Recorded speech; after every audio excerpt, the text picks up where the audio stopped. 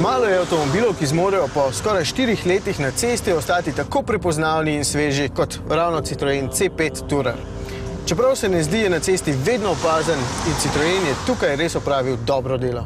Po prenovi so dodali le LED svetila spredaj in spremenili nekaj detajlov. Tudi notranjosti ne gre ničesar očitati. Tu je obilje lično izdelanega prostora, tako v kabini kot tudi v ogromnem prtljažnem prostoru. Počutje je zato prijetno, je pa v obliki podrejeno tudi vse ostalo, kar ni nujno dobro. Merilniki so malce samosvoji, razporeditev stikal pa včasih malo zmedena na volanu, kjer se vrti le obroč. Tudi s končno izdelavo nisem najbolj zadovoljen, ker enostavno ne dosega celotnega avtomobila. Preveč je čričkov, tukaj celo odstopa obloga.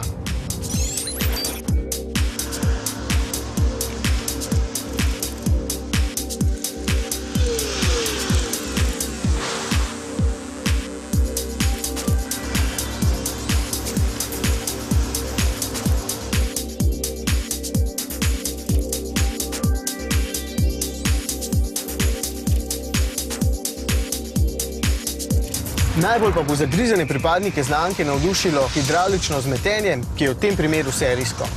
To daje vedeti, da je avtomobil naravnan predvsem na udobje, pa čeprav ponuja med opcijami tudi trdoto sport, da se lahko zapodi v ovinke malce hitreje, a še vedno nikakor ne športno.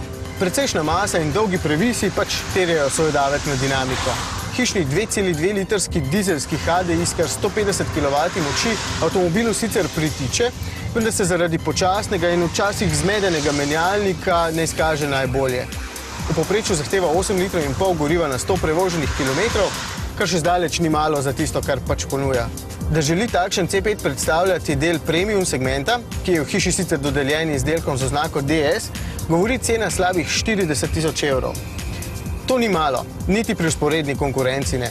Toda, če je človek zaljubljen v Citroen, zakaj pa ne?